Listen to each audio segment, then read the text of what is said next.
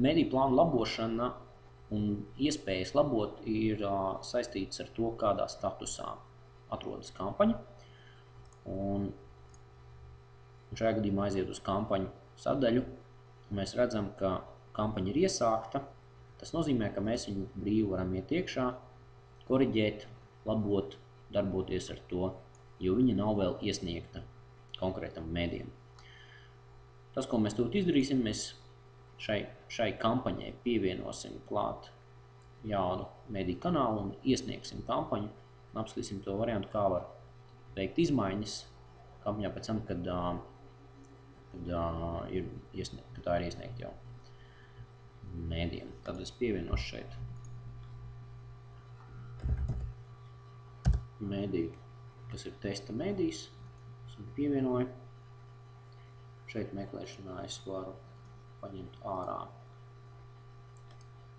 to, kas man neinteresē.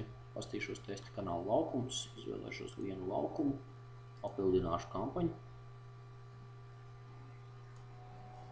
Viņa parādīsies apakšā, ieplānošu dažas dienas un tagad šo kampaņu iesniegšu.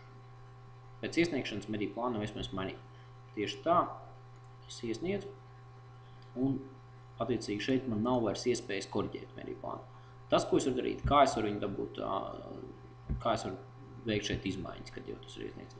Viens variants ejam uz komentāriem, rakstam lūdzu pievienojiet dienas 1, 2, 3 UTT un tikko es pievienošu komentāru, tā mēdījiem automātiski aizsūtīsies e-pasts ar lūgumu tātad šīs korekcijas veikt un mēdījis, jebkurā kampaņas statusā var veikt izmaiņas mēdīju plānā. Un tikko viņš veiks izmaiņas, tā atnāk atkal paziņojums jums, ka šeit ir izmaiņas, jūs pārbaudīsiet, un jūs vēlreiz iespēju to apstiprināt šīs izmaiņas veiktās vai noraidīt.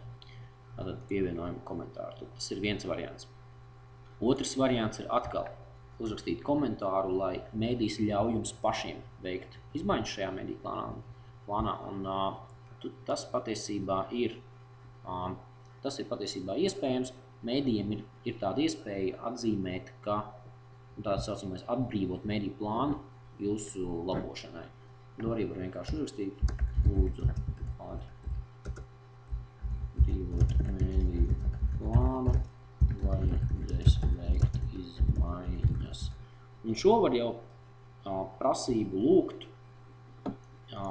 pat arī tad, kad kampaņa jau ir aktīva, kad viņi jau ir, piemēram, drīz jau beigsies un jūs vēlaties saplānot vēl papildus dienas un tam līdzīgi, tad jums ir iespēja vienkārši palūgt mēdījiem, lai viņš ļauj jums to mainīt un pēc tam vienkārši jums atnāks paziņojums, ka jūs varat to darīt. Jūs varēsiet vienkārši pamainīt to plānu.